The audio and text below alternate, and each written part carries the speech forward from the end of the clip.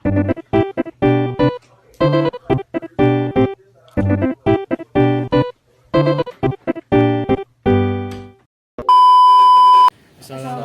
warahmatullahi wabarakatuh. Perkenalkan, nama saya Hafiza Zuhra Nasution, NIM saya 103032400013. Saya Ridnovian dengan nomor induk mahasiswa 103032400130. Saya Haikal Ramadana Pamungkas dengan NIM 103032400064. Nama saya Eduardo Kevin Prima Putra dengan NIM 1030324149. Nah, Oke. jadi kita di sini ingin membahas tugas pakar Mengenai PKM. mengenai PKM. Nah, yang pertama itu ada PKM penelitian atau program penelitian ilmiah yang bertujuan untuk melatih mahasiswa dalam riset untuk memberikan kontribusi pada ilmu pengetahuan. Fokusnya adalah memecahkan masalah melalui metode ilmiah. Contoh judulnya pengaruh ekstrak daun kelor terhadap pertumbuhan bakteri E. coli dan analis potensi limbah cangkang udang sebagai biosorben logam berat. Yang kedua ada PMK Kewirausahaan yang merupakan program yang mendukung mahasiswa mengembangkan ide bisnis inovatif dan berkelanjutan. Tujuannya melatih keterampilan wirausaha yang berdampak sosial atau ekonomi. Contoh judulnya pembuatan produk skincare organik dari limbah kopi. Terus ada inovasi tas ramah lingkungan dari eceng gondok sebagai pengganti plastik. Yang ketiga ada PKM pengabdian kepada masyarakat. Merupakan program yang memberi kesempatan bagi mahasiswa untuk terlibat langsung dalam kegiatan pemberdayaan masyarakat. Program ini bertujuan untuk mengoptimalkan penerapan ilmu, pengetahuan, dan teknologi yang telah dipelajari sebagai upaya dalam membantu menyelesaikan berbagai masalah di masyarakat, sekaligus mengembangkan keahlian profesional dan sosial.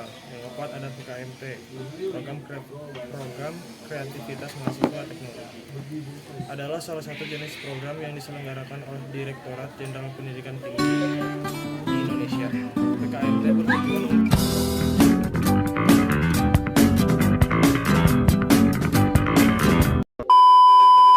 PKMT, program kreativitas mahasiswa teknologi, adalah salah satu jenis program yang diselenggarakan oleh Direktorat Jenderal Pendidikan Tinggi di Indonesia. PKMT bertujuan untuk mendorong mahasiswa untuk mengembangkan ide atau inovasi dalam bidang teknologi yang dapat bermanfaat untuk masyarakat.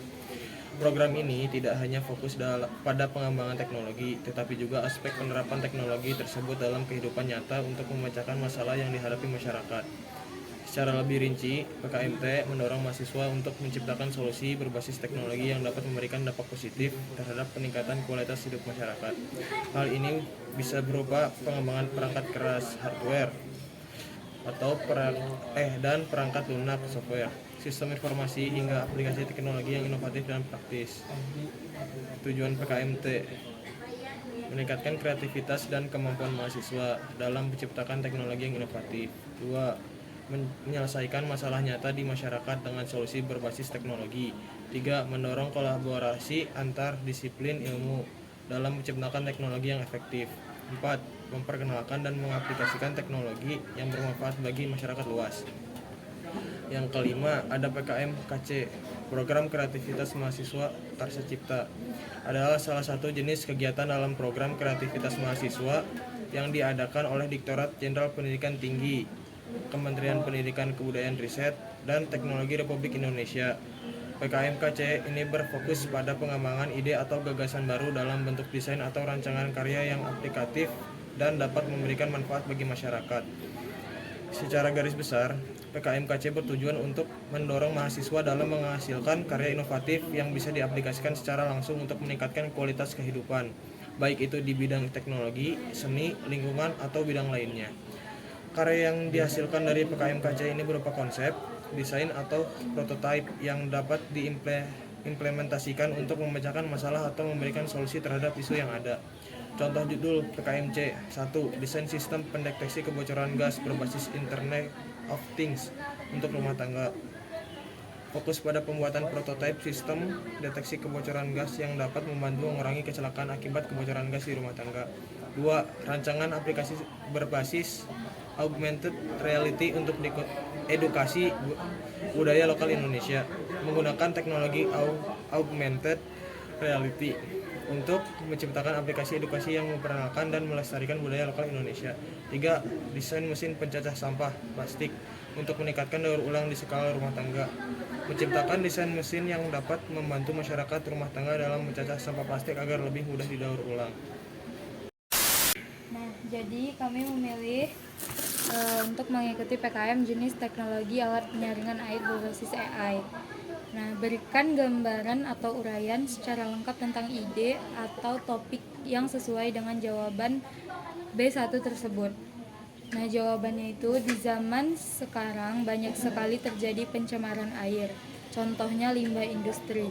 Seringkali limbah industri dibuang langsung ke sungai, laut, atau sumber air lainnya tanpa melalui proses pengolahan yang memadai.